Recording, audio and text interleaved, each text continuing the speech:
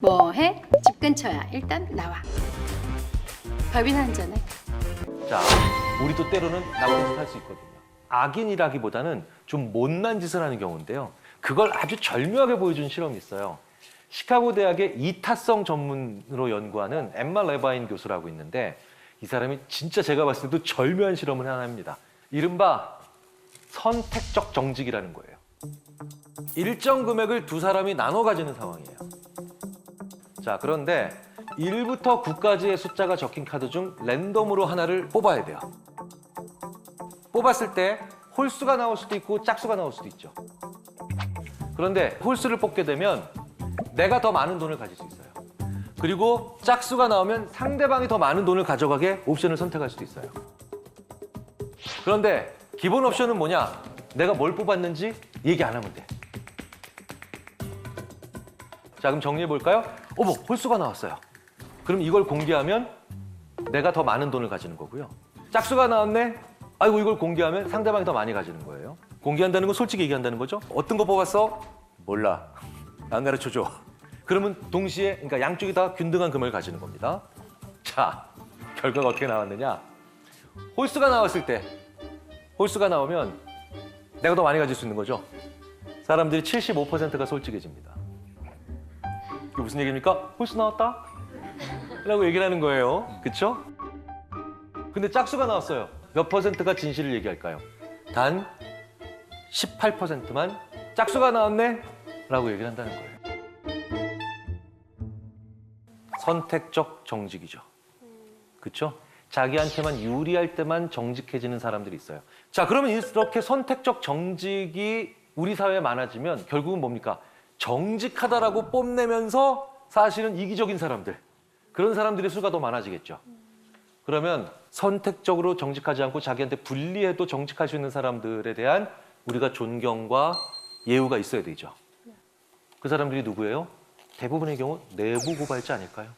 그래서 꽤 많은 심리학자들이 그 사회가 내부 고발자를 대하는 자세를 보면 그 사회의 수준이나 정의의 정도를 알 수 있다라고 얘기를 하는데, 그런 면에서 우리는 정말 아직도 좀 갈 길이 있다, 갈 길이 있다는 생각을 좀 합니다. 세 번째로 우리가 악해질 때가 의외의 순간이 있어요. 자, 이거 그냥 지나갈 수 없죠. 준비하십시오. 자기도 모르게 못난 행동 나와서 정말 민망해졌다. 저는 배가 고프면 배고파라는 얘기만 거의 한 10만 번 한다는 얘기를 많이 들어요. 남의 얘기를 아니 화는 안 내는데 남의 얘기를 안 들어요. 계속 배고프다는 네. 얘기만 해요. 배고파. 배고파 밥 먹자 배고파 이 얘기만 계속해요. 네. 훨씬 낫네요. 저는 실제로 화를 내거든요. 근데 또 반대로 해서 전 배부르면 바로 온순해져요. 그래서 대판 부부싸움을 한 2시간 한 적이 있었는데, 유학 시절에 비빔국수에다가 계란 3개 딱 넣고 만들어주니까 제가 또 먹으면서 그래 뭐 별일 있어? 바로 풀어지니까 그날 밤 제 아내의 일기에 적혔더라고요. 단순한 것 딱 이렇게. 대부분 사람들이 못난 짓 할 때 나중에 이제 이런 느낌이죠. 아, 내가 그때 왜 그랬지? 바보처럼. 대표적인 게 바로 그게 지쳐있을 때입니다. 지쳐있으면 사람들이 자주 했던 못난 행동, 즉 습관, 사실 좋은 습관도 마찬가지지만 습관이 나오거든요. 그래서 사람들이 지쳐있을 때 면접 들어가면 그렇게 습관들을 보여줘요. 오후 3시 넘어서 면접 들어온 이 지원자들은요, 이성과 논리는 멀쩡한데, 그래서 대답은 잘하는데 진짜 특이한 행동들을 보입니다. 10명 중에 3명이 들어오자마자 다리를 꽈요. 이게 이분들 습관이에요. 10명 중에 2명이 들어오자마자 턱을 대고 자기가 면접을 진행해요. 10명 중에 1명은 나가면서 불을 끄고 나가요.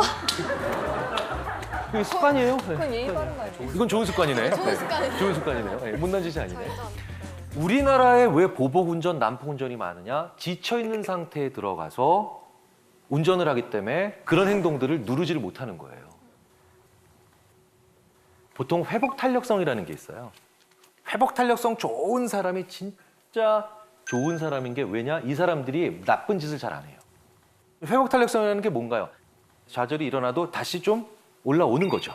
근데 회복탄력성이 떨어지는 사람들은 그러니까 뭡니까? 한번 좌절이 오거나 실패를 하게 되면 더 이상 올라갈 수 없을 거라고 생각하니 거기서 부정한 일이 저질러져요.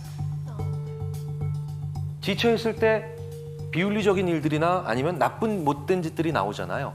그러면 회복을 잘 시켜야 되는데 회복이 잘 안 된다는 느낌이 언제 만들어지느냐? 시간이 없다. 기회는 없다. 특히 한국 사회는 너무 시간이 없다라는 얘기를 많이 해요. 너무 기회는 마지막이라는 얘기를 많이 해요. 네. 저는 이거의 가장 대표적인 게 바로 대학교 들어가는 나이를 만 19살로 못 박아놓고 그리고 난 다음에 19살 넘어서 20살에 들어가면 one fail, 재수예요. 재수가 영어로 번역도 힘들어요. 재수를 영어로 표현하기가 되게 어렵다니까요. 우리가 너무 피로했다는 거 한 번쯤 생각해 볼 필요가 있죠. 아, 화내는 거 제가 말씀을 드릴게요. 저도 이제 부부싸움 뭐 많이 하고 아이들한테도 많이 하는데 결국 화낸다는 거, 부부싸움도 화내는 거죠. 저는 부부싸움 할 때 늘 거울을 등집니다. 저는 거울을 등짐으로 인해서 제 아내는 저랑 싸우면서 저한테 화내는 자기 모습도 보게 돼요. 사람들이 자기 화내는 모습에 되게 낯설어해요. 이런 경우 있어요. 프로야구 선수인데 꽤 된 얘기거든요. 저랑 친한 어떤 프로야구 선수 몇 분이 자기 상담받아야 될 것 같다고. 그래서 왜? 그랬더니 내가 봤을 때 내가 너무 미워.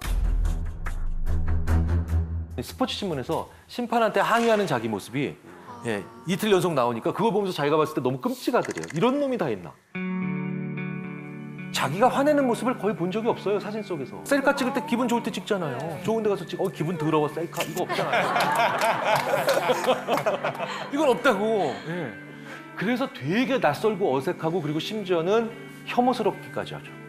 실제로 악성 민원인들이 자꾸 와서 말도 안 되는 얘기하는 창구 뒤에 바로 민원인 상대하시는 분의 뒤에 거울을 놓고 효과를 본 경우도 있고요. 그러니까 화를 낼 땐 자기를 안 보기 때문에 그렇죠. 그래서 말을 나 중심으로 하시는 게 중요해요. 너 왜 그랬어?가 아니라 네가 그러니까 아빠는 화가 나. 네가 나를 화내게 만드는 게 아니라 아빠는 화가 나라고 얘기를 하시는 게 더 나아요. 나 중심으로 얘기를 하는 거죠. 그러니까 상대방의 원인 제공자처럼 상대방을 자꾸 만들면 계속해서 원망만 많아집니다. 그런데 나는 지금 슬퍼, 나는 지금 화가 나, 나는 지금 삐졌어, 나는 지금 속상해 이렇게 나를 중심으로 언어를 하면 상대방도 훨씬 더 나에게 맞춰주기 좋고 나도 상대방에게 좀 더 조절하기가 쉬워져요. 이제 아예 손절해야 될 사람들을 이제 알아봐야 되겠죠. 이게 악인인지 손절해야 되는지 아리송해. 이런 분들에 대해서 좀 고민하신 게 있으면 이제 질문을 좀 받아보겠습니다. 이제 주변에 자기 얘기만 하는 친구 있잖아요. 난 오늘 이래서 힘들었고 나 이래서 오늘 이런 사람 만나서 너무 힘들었어. 이런 자기 얘기만 하소연을 많이 하는 친구가 있는데 그 친구를 만나면 그래서 기가 쫙 빨려서 오는 거예요. 뭔가 힘을 얻고 오고 싶은데. 일종의 이제 에너지 뱀파이어죠. 소위 말하는 대화 독점자라고 불러야 되는데 인간에게 있어서는 거울 유론이라는 게 있는데 거울 유론이 뭐냐? 상대방을 보면서 비슷해지거나 공감하거나 배우려고 하는 그런 거거든요. 그러니까 뭐냐? 세상에 와서 그런 계속해서 부정적이고 힘들고 괴로운 얘기만 하면 내 뇌도 그런 불행으로 가까이 같이 간다는 거예요. 그런 것 같아요. 이게 기운이 싹 빨려서 오더라고요. 뇌는 계속해서 실제로 엄청난 스트레스를 받아요. 그래서 사실은 친구 관계라면 너무 행불행에 관련된 얘기를 많이 한다는 것 자체는 좋은 건 아니에요. 사실 친구들끼리 있을 때 시시껄렁한 얘기, 쓸데없는 얘기, 무목적인 얘기, 의도 없는 얘기, 싱거운 얘기. 사실 이런 걸 할 때 사람들이 굉장히 리프레시가 많이 됩니다. 그러니까 사실 친구들은 왜 만나는 줄 아세요? 장난치려고 만나는 거예요. 근데 그런 얘기 하잖아요. 우리 친구들 만나면 야 우리 좀 도움되는 얘기 좀 하자 막 이러면서. 그럼 관련부나 자격증 소지자를 갖는 거예요. 왜냐면 친구는 서로 교훈을 주려고 만난다기보단 서로 장난치려고 만나는 게 기본적인 겁니다. 장난을 치지 않는 인간들은 필연적으로 애착과 창조 두 가지를 다 망가뜨려요. 아무리 부부싸움을 심하게 해도 그 부부가 서로 장난을 서로 치잖아요. 그 부부는 오래 살아요. 근데 아무리 우리들은 서로 사랑해라고 해도 장난 안 치는 부부들 있잖아요. 위험한 거예요. 친구들도 마찬가지예요. 친구들끼리 앉아서 무슨 100번 토론할 거예요? 네. 뭐 시사 토론할 거예요. 소소한 싱거운 얘기를 하라고 만나는 게 친구예요. 사실은 손절이라는 표현보다는 가급적 멀리 하세요. 가급적 멀리 하시는 게 제가 보기에는 더 좋습니다. 감사합니다. 네. 제가 보기에는 그저 착한 사람인데 가식적이라고 욕하는 친구 혹시 그건 무조건 손절. 착하다는 이유로 더 괴롭히는 애들이 있어요. 이건 진짜 나쁜 애들이에요. 소시오패스에 거의 준하다고 저는 봐요. 왜냐하면 소시오패스가 특히 권력지향적 소시오패스가 제일 싫어하는 사람들이 바로 뭐냐? 착한 사람이에요. 왠지 아세요? 자, 권력지향적 소시오패스들은 뭡니까? 힘을 잡는 게 최고의 정직이에요. 예. 그런데 사람들은 자기 생각과 반대 생각하는 사람을 위선적이고 거짓말쟁이라고 하잖아요. 그래서 이런 유형의 소시오패스들한테는 가장 위선적인 게 착한 사람들이에요. 정말 저 자식 속은 안 저럴걸? 그러니까 위선적이라고 생각하니까 더 많이 괴롭힐 수 있는 거예요. 힘이 약한 사람을 괴롭힌다? 나쁜 짓이죠. 근데 착하면서 힘 약한 사람을 유난히 더 갑질하거나 괴롭힌다? 이건 진짜 질이 안 좋은 인간입니다. 네, 이건 끊어내셔야 돼요. 이건 끊어내셔야 돼요. 자, 우리 이런 사람들 왜 알아봐야 될까요? 다시 한번 말씀드리죠. 나에게 진짜 소중한 사람에게 정확히 그들을 알아보고 잘해주기 위해서 악한 사람을 알아봐야 되는 겁니다. 아주 사소한 습관 몇 개가 있어요. 이런 사람들의 영향을 덜 받는. 첫 번째가 이런 사람들 연락처는 절대 저장하지 마세요. 네. 나쁜 사람들 연락처를 이름을 써서 저장하는 분들이 계시대요. 심지어는 개자식이라고 하는 나쁜 별명을 가지고. 아니요. 네. 진짜로 피하고 싶으시다면 아무 의미 없게 번호로 만들어 놓으셔야 돼요. 번호로. 그래야 내가 어떻게 받아요? 누구세요? 라고 받죠? 누구세요? 3번만 받잖아요? 그럼 이 사람들은 아, 얘한테 영향력 행사하기 되게 어려울 것 같은데? 이런 생각을 합니다. 두 번째, 가까운 사람만이 나를 구한다라고 하는 이 비합리적 신념을 버리셔야 됩니다. 되게 재밌게도요. 사스, 메르스, 코로나. 이화여대 최재천 교수님이 이러시죠. 지금 코로나 팬데믹으로 인한 바이러스가 왜 자꾸 주기가 짧아집니까? 개체의 다양성이 줄어들기 때문에 숙주로 삼을 만한 것이 인간밖에 없어서 계속 오는 거다. 그렇다면 우리 사이에 정말 많은 다른 동물들이 존재하고 있고 멸종되지 않은 수많은 종들이 존재하고 있다면 이렇게 한순간에 바이러스가 팬데믹으로 변하면서 우리를 괴롭히는 사회가 되지 않았을 겁니다. 이게 정확하게 악인이 바이러스예요. 무슨 얘기냐? 느슨하지만 다양한 관계가 없으면 필연적으로 나를 향해 오기가 쉬워져요. 예, 그렇겠죠? 걱정하지 마십시오. 현대사회에서 저희들이 아무리 연구를 해봐도 느슨하지만 다양한 관계를 가지고 있는 사람이 행복해요. 그리고 느슨하지만 다양한 관계를 가지고 있는 사람이 더 생산적이고 회복도 빨라요. 느슨하다는 걸 두려워하지 마시라는 거예요.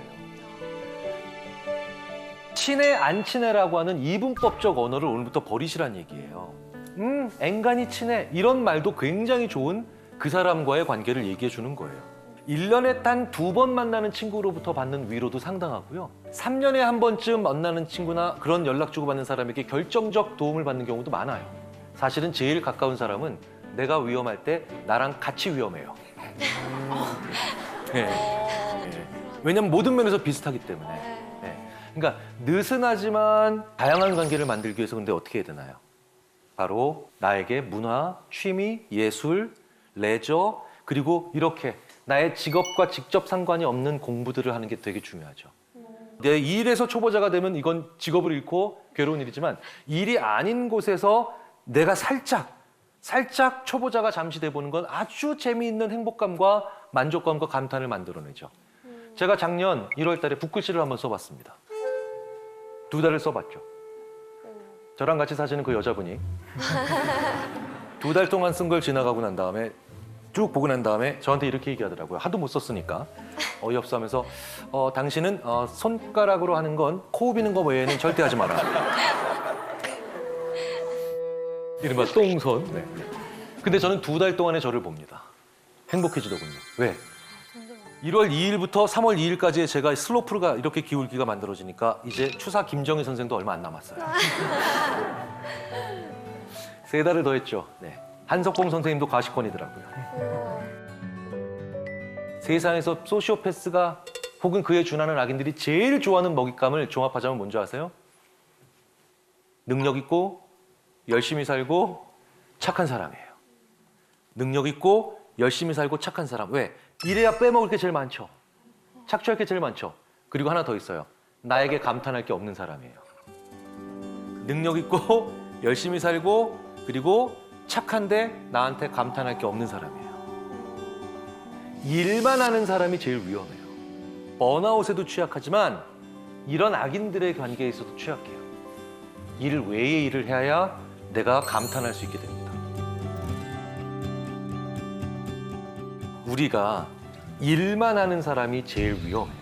일이 아닌 것들도 하고 살아가라고 만들어진 게 우리 인간이 아닌가 싶습니다. 이렇게 나에게 스스로 감탄할 만한 행위들을 하셔야만 우리는 그들에게 빈 공간을 혹은 틈을 만들어주지 않을까 생각이 됩니다. 감사합니다. 마치겠습니다. 감사합니다.